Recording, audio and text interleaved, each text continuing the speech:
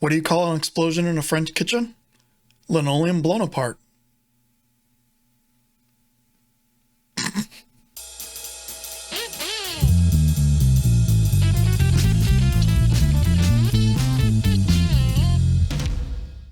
Hey kids, Adam here. Welcome to a new video series that I'm going to call the Foundation for Simplification. I want to help you in this series get a foundation for making easier choices, limiting your choices, minimizing your choices when you're mixing. When we mix, essentially a mix is 1,000, 100, a million small little things we put together to make one big project. And there's so many things you can do, so many choices, so many sounds, so many plugins, so many panning choices, so many volume choices that it's really easy to get overwhelmed, especially as a beginner. Like, where do I start? I've seen a number of posts over the last few weeks of, I'm a beginner to mixing, where do I start? And the answers range from buy a course, watch some videos, go to Kenny G's videos on, not the saxophone player, but the mixing guy, on Reaper's, Reaper forums, all the way to, oh, go buy this plugin, go buy this, do room treatment. And it's just, there's no how to start. Now, I'm not going to really give you a how to start mixing because that's really not where my forte is, but I have a number of ideas for how you can simplify your mixing process, such as LCR planning, printing your MIDI tracks. I'm going to go into something I call different versus better. I'm going to go into something I call plateau theory. But for this video, I'm going to go to go-to plugins and setting some defaults for yourself. So the first thing, like, what are you trying to solve when you mix? You're trying to make the song sound better. Do you do that by going through a list of 100 different plugins and choosing the best one? Or do that based on, oh, the snare drum needs a little bit more here, the kick drum needs a little less, bass is too muddy here, vocals need to stand out there. Those are the kind of decisions you should be making. And your plugins and your mixing software, Reaper in my case, and many of yours, should be, those are just tools to help you get along to your finished project. So for this video, I'm going to focus on go-to plugins and choosing some defaults that will come up and eliminate that choice for you. Let's head over to Reaper. I'll show you what I'm talking about. All right, so here we are in Reaper. Let's create a new track, right click and do insert new track, or hit Control T. And then I want to right click on the FX button and show you something. If you go to categories, EQ, holy crap, where do I start? I have all these plugins, I don't know where to start. And if I go up to dynamics, which is compression, it's even worse. Like, whoa. Now granted, I don't think I own too many plugins. I've seen lists where you actually have to scroll through the list. What I'm going to recommend for anyone, especially if you're beginning and you're starting out with Reaper, don't go buy plugins. Don't watch a video like mine and say, oh, hey, he uses this cool plugin to do this cool thing, I need to buy that plugin. And I know I'm guilty of probably not being the greatest teacher as far as stock Reaper plugins, because I just teach what I know and what works well for me. But for this one, let's keep the stock Reaper plugins. So if we go in here, we type in re-EQ, we'll add that, and then bring this down, click the add button, and we'll go to re-comp, and we'll add that. Let's use these as our go-to plugins.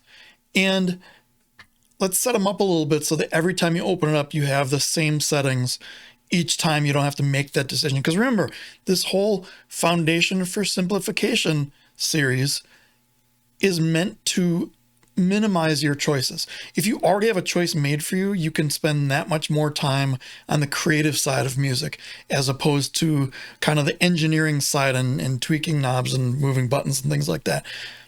All right, so re-EQ, I want to set up, let's say, a 6-band EQ with a high pass filter on the left side, a low pass filter on the right side, and 3 bands in the middle.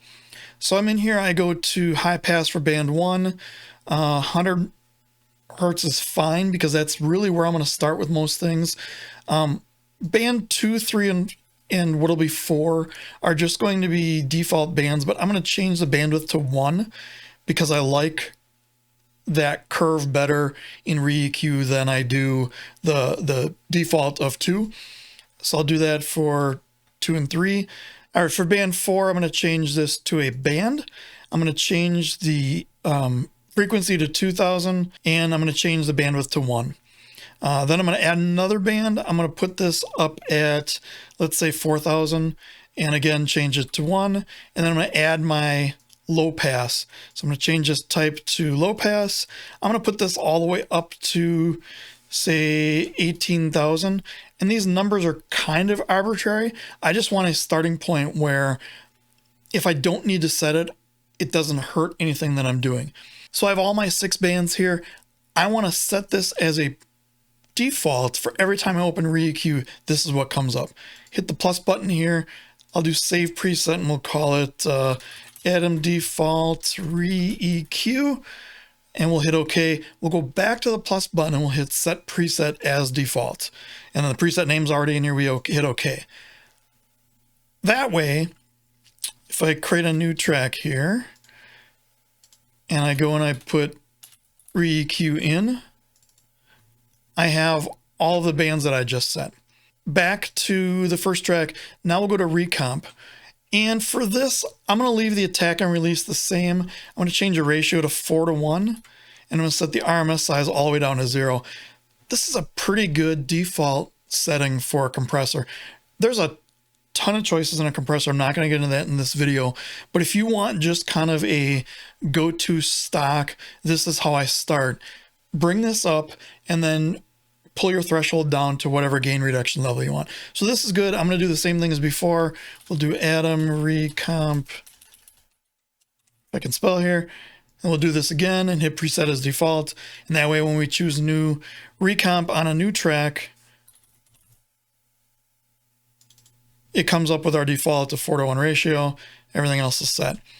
Now, I want to make these both as a default chain that I can bring into a new track, and every track that comes up, I want this to be the default. So first thing is I want to do FX button, save selected FX as chain. And we can go in here, we'll just call this Atom Default Chain, hit save. And then I want to go to FX and I want to choose save chain as default for new tracks. Once I do this, I can close this out. Actually, I'm going to delete these 2 tracks. So now if I add a new track, I have my default plugins all set, my EQ and my compression. I can go and I can start making mixed decisions rather than making plugin decisions.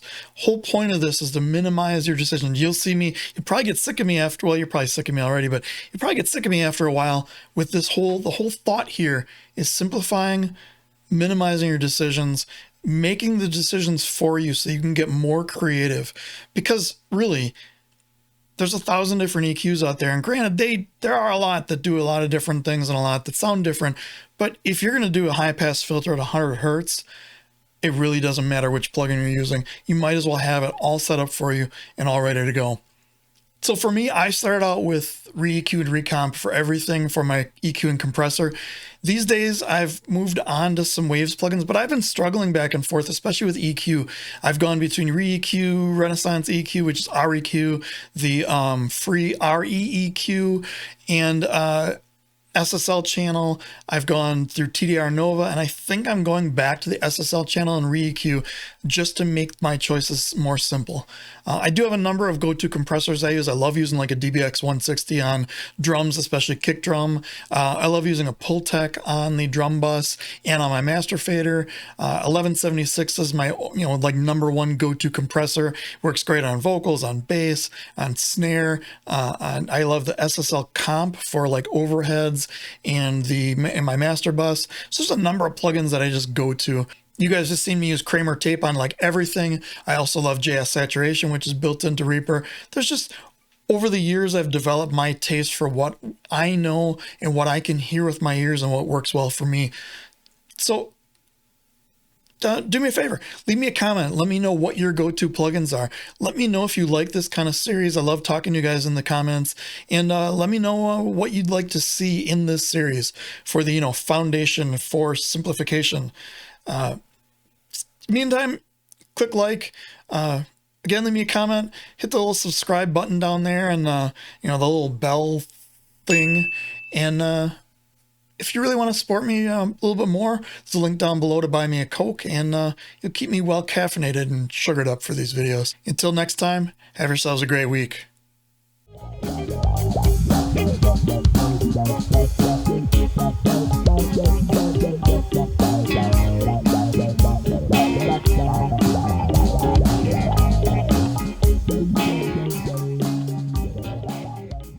re-EQ. I want to set up, let's say, a 6-band EQ.